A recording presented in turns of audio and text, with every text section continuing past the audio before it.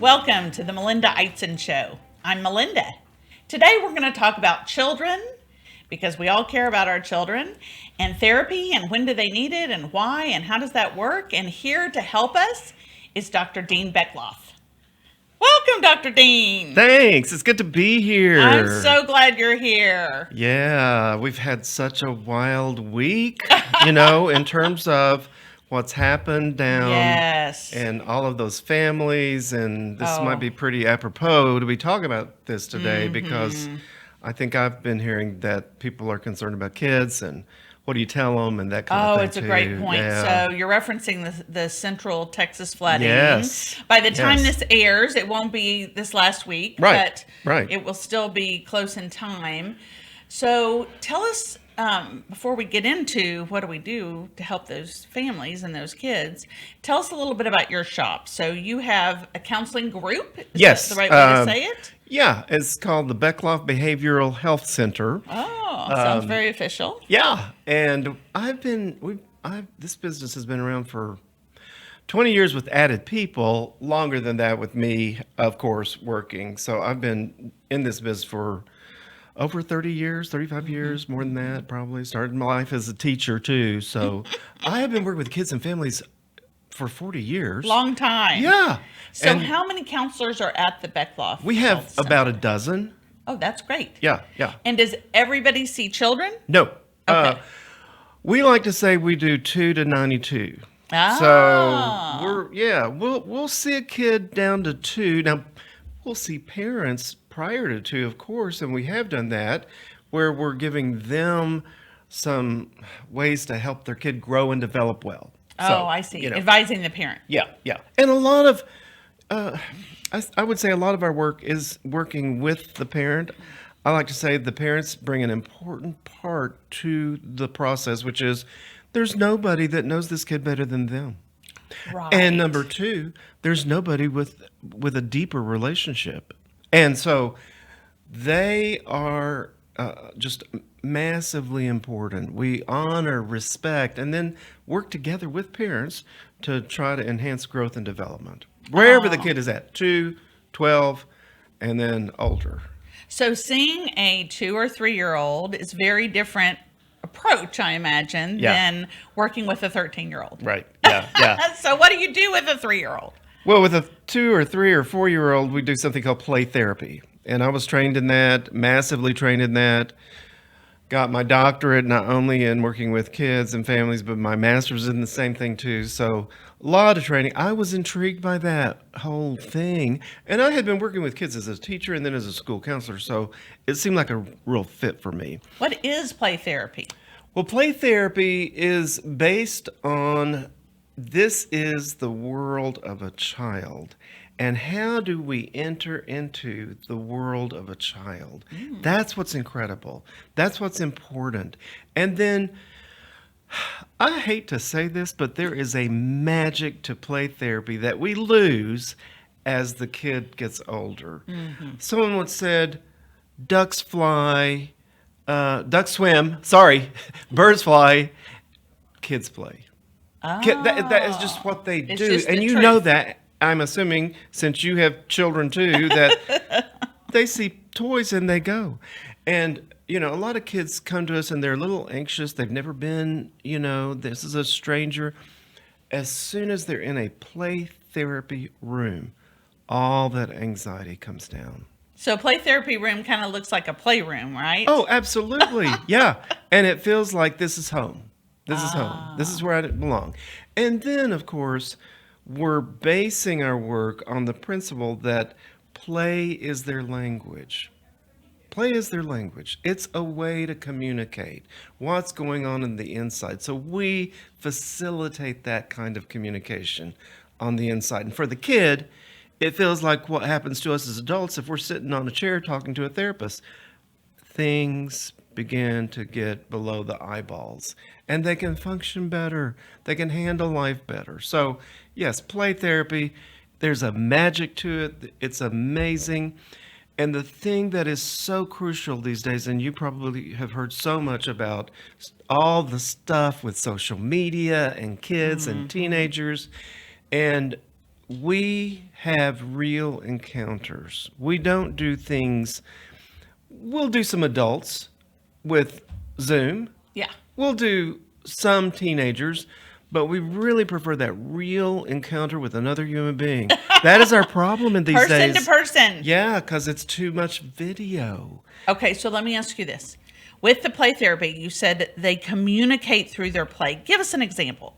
Okay, I'll give you an example of a parents had brought this kiddo into me, a girl, and she started playing in our sandbox and put the figure of a little girl on a bed in the sandbox and then surrounded it with creatures that were attacking her. Wow. Then what we look for in play therapy is a theme. Okay. So if it's lasting several times, then that's an important theme. And that did, but I didn't know what was going on. And then finally she had some good animals come in and chase the bad ones away. Her parents came into me the very next time and said, "We don't know what's happening. We have always had to stay with her, lay down with her, rub her back, stay there till she falls asleep because she's been petrified at night." This is not what they came in for. This was not what they came in for. But this little girl brought it to the table and said, "Here's one of the issues." And she never had another problem with going down and going to bed. So do you see, she worked that process out too, which is a part of play therapy, is giving them the tools to be able to do that. But it takes the person, the person-to-person interaction that is going on that facilitates and makes that thing therapeutic. Oh, that sounds fabulous. Okay, so obviously, well, maybe not obviously, the 13-year-old is not probably playing in the sandbox. It depends on the kid. So our, what do you call it? Our tweens. Yes. Our tweens. Those kiddos, that 11, 12, 13, those kiddos still have a lot of play in them. So they are sometimes, it's so interesting. The kiddos who are still able to get a little bit of that play in, they're intrigued by that play therapy room, But then, a lot of those kids are also moving on to something else. So we do a lot of art therapy. We have an art therapy room. Oh, I love art. A lot of our girls love, well, a lot of our guys do too, but I can't do art. I can't. So I say, we'll come in here, but you're going to show us what to do because I have no clue. But there's art therapy. There's a lot of other that we move towards more activity oriented. And even our teenagers, 16, 17, we have therapy rooms for them. Now, a lot of them can do what we're doing, the sit down, talk, process, which is great. We're going to meet everybody where they're at. But even teenagers, they need to move, some of them, in order to talk. So we have a pool table room where we'll play pool with them, and they're able to talk because they're moving too. That's just how they came built. And then there's, we have a ping pong table room. There's been so much good happening out of ping pong therapy. I had a girl one time, she wanted to play ping pong, and so then she started talking about how hard it is, and you're a divorce attorney or family law. I love that. That's much better. But you understand family law. And she was talking about how hard it is to go back and forth between her two parents. And while we were playing, she was talking about all that. But if I tried to stop to give her some, eye contact. Yeah. What are you doing? Keep playing. It would interrupt her stream of thought. Interesting. And so she was processing so much while we were hitting that ball back and forth. So I love that. Yeah. Okay, so let's circle back to the crisis that just occurred, and by the time this airs, maybe 6 weeks ago occurred in Central Texas, all the flooding and all the loss of little children and counselors and families and who would imagine? That's what's so hard about this. You send your child off to summer camp. Who would imagine families were down there vacationing? who would imagine? That's what's so shocking, I think, to all of us in hearing about it. And that's just tough. It's tough for us to see these little kids knowing they're gone. Would the children who were at camp but survived, would they need counseling? I think definitely so. I can't imagine not doing that. I mean, sure, there are signs, but one of the things that play therapy gives us, and then even what we call activity therapy with older kids, is that it allows us to get in there without it being in their face. Yes. We can come in from a much gentler way and deal with what's going on. And I think any kind of play-based, activity therapy-based kind of work is going to be essential and important for helping these kids. A lot of kids are like, no, I don't need therapy. I've heard that from many kids. They don't even know what they're talking about, right? Yeah. They don't know what therapy But is. once they come in and they see, that, oh, we're going to have a little fun too. And it becomes a human encounter. So I'm kind of, prejudiced, but I think it's critical and important. I think any of those kids who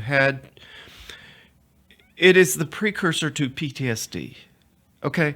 When you are in a situation where death has occurred to somebody or the threat of it, and all of those kids experience that is a jolt to the whole system of the brain and the emotions and all of it, and kind of working through that.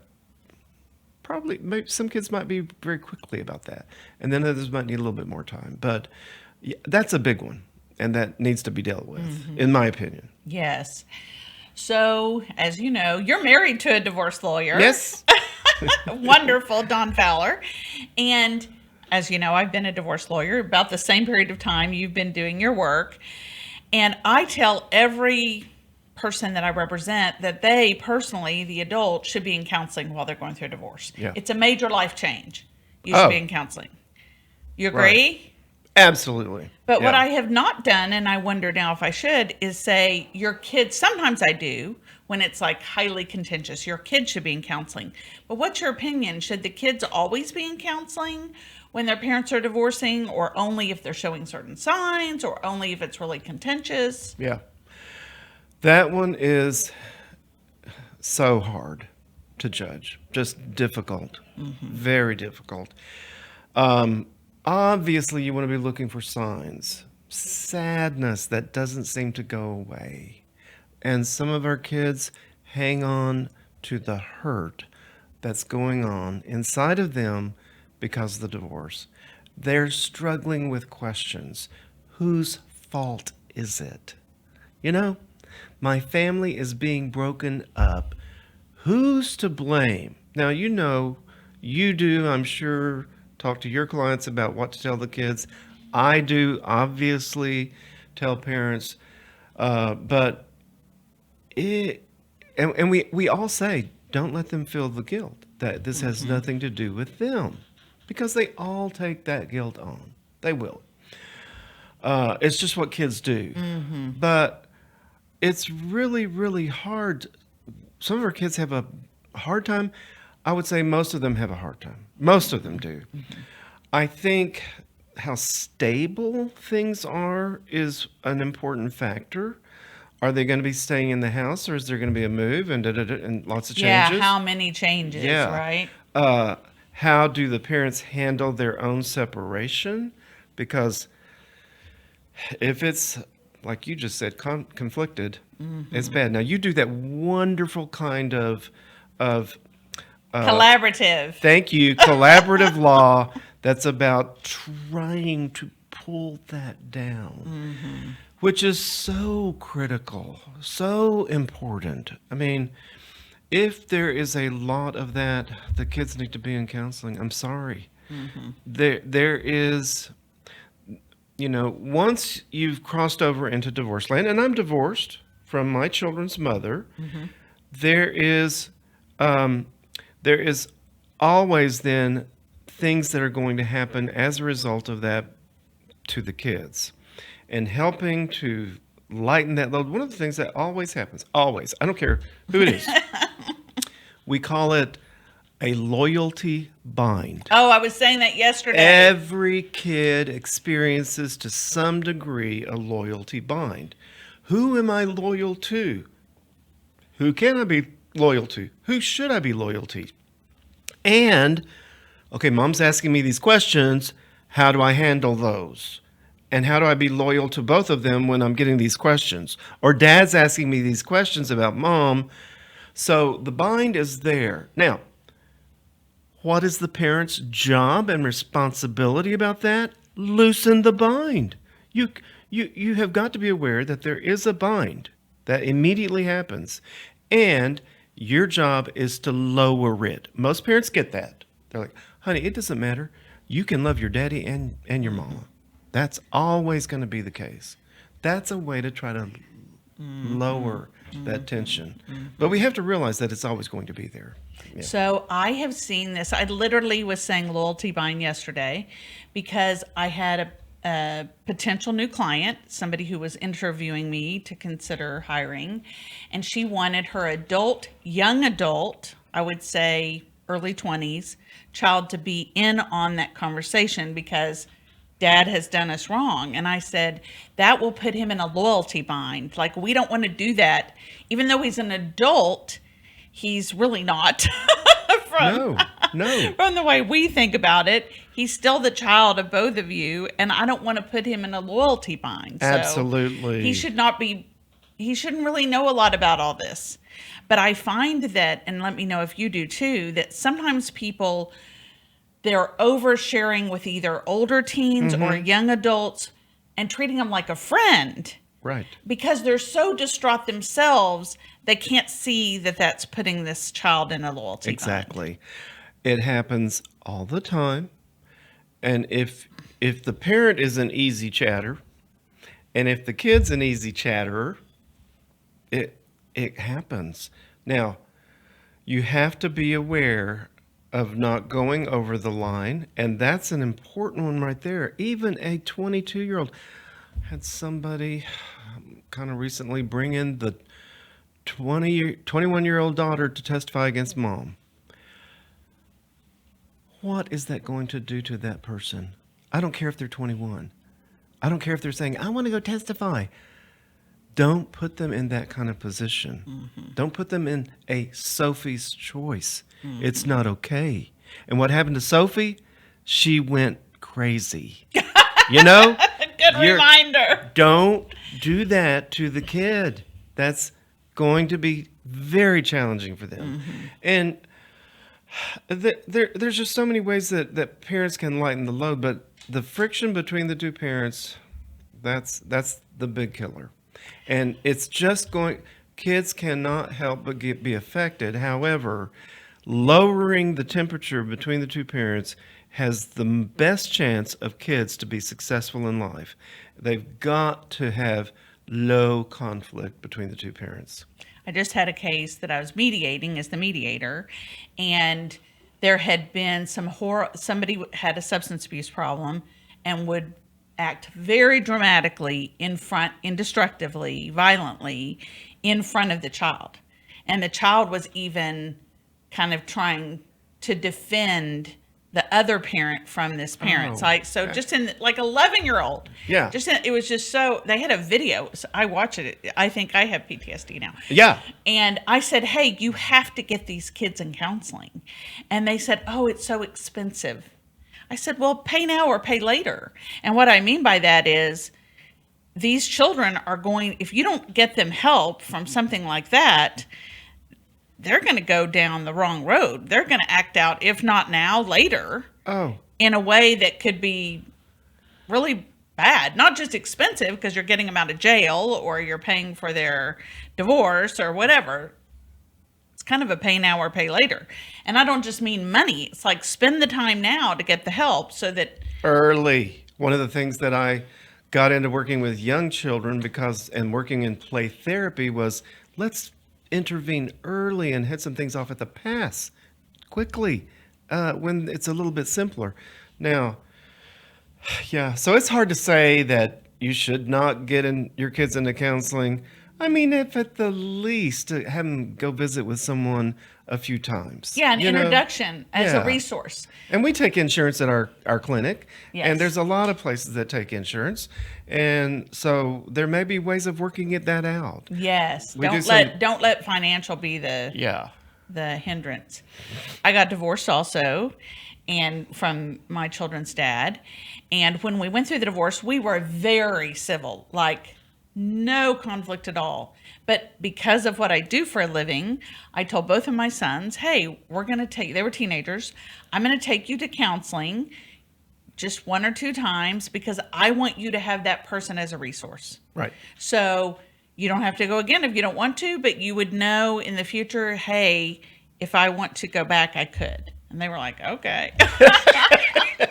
Absolutely. And I hate to say it, of course, my own children have gotten into counseling as adults where some of that divorce stuff was an overlay of what had happened for them even. So, and I'm not faulting me or their mom or anybody. It's just, it's a big one, Yes. How do you move past that one? And and all parents want to take care of the kids. They just do. It's like these parents down, and I've been getting questions about, well, what do you do about your kids, and how do you explain to them, and what do you tell them? And I think a lot of it with younger kids depends on their exposure. So if they haven't really been exposed to it, don't say anything. Right. There's we no don't reason have a duty to tell them all the truth. about everything. Oh my gosh. Oh yeah. I have clients who say, well, I have to tell them the truth about their whose truth? no good other parent doing XYZ. Yeah. I'm like, no, we lie to kids about a lot of stuff. We don't tell them everything. I'll tell them the truth, but there's some things that are adult business. That's Adult only. I explain to parents all the time. Some things are adult business. Go through that with a kid. What's a grown-up worry? Okay, yes, bed, house, roof over your head, food for lunch. I mean, lunch money for food at lunchtime. And then what is it about? What are kid worries? Oh, brush your pearly whites. Be sure and go to bed on time. Do what the teacher tells you. But number one job, be the kid, have fun. Because every kid takes on way too much. Mm-hmm. They want to take care of mama. Mm-hmm. They want to take care of daddy. So helping them to go back to your calling. You're a kid. Be that kid. Mm-hmm. Be an 11-year-old. Be a 13-year-old. One thing I've noticed in my cases is sometimes the clients are taking them to counseling to deal with the divorce, right? They're being proactive. They want to give them the tool. And then what ends up happening is the kids are using the counseling to talk about the mean girls at school. Which is good. Yes, they've already kind of dealt with the divorce for the day or in that session. And then they're like, hey, but my real problem is my peers. Right. Yeah. And that's great. I mean, the parents didn't even know that was an issue, but there are mean girls. Oh, middle school. Don't go there. Don't go there. How does any kid, particularly girls, I'm sorry, boys too. I mean, I used to teach middle school and thought, man, these boys just pick on each other. There's bullying. But girls do it too. Mm-hmm. Yeah, I have 2 girls, so I know some of the stuff that they have to put up with. Yeah. And I think social media has made it worse. Absolutely. That's why we're really encouraging people, make the counseling something real with another person. Yes. No screening it. Don't do screen time for working with your kids. Make it a real encounter. There's not enough real encounters. Mm-hmm. Yeah, not enough. But in terms of what do people tell their kids now about this thing, if they have been exposed to what's happened, then they're going to need to have a conversation. And what is it that most kids, and maybe even a lot of our teenagers, want to know? Am I safe? So putting that one out there, this is a once in a 100-year thing that nobody expected. We don't expect this to happen again soon. And we're going to take steps to always try to keep you safe and protect you. And then you have to be careful. This one struck home to me. Back to the Central Texas floods. The flooding in Central Texas. It struck home to me, and I'm sure it did to you. There were these little kids, and I had 2 girls. Still do. But now they're adults. They're adults with kids. But, you see these little ones, and we are all deeply touched, affected by what took place. And how do you lose your child? That one is a big one. Make sure, if you're the adult talking to your child, that your own emotions are, I think you can say, I'm sad, but be careful about putting an overlay onto the kid of that emotion, because that leads to what? Anxiety. And we're trying to pull the anxiety down. So keep your focus on what your goal is. We need to be helping them to reduce the anxiety. We feel it. We can't help but feel this anxiety. I've seen so many posts on Facebook. My kids, I take them to camp every summer. What? This happened? Yes. So we have to be careful about our own adult emotions. Not that kids can't know that we're emotional beings, but we can't put that on them, our own pain and anguish and sorrow. Especially, there are people here in Dallas that knew some of these families. Right. So don't be hysterical while you're talking to your child about it. That's a good point. Yes. Wait until you can get your own composure. It's okay to be sad. Yeah. But at the same time, they need to know they're safe and that you're protecting them. Oh, that's good advice. So that could also be said in the divorce setting. And Absolutely. I think sometimes people, especially if they were the spouse that is surprised and the divorce is done in a dramatic way, they may not be able to keep their emotions in check in front of their children, but they should try to go into the privacy of their room, shut the door. Absolutely. Be hysterical there. Right. And try to get it together. Be hysterical with another person, another friend, another...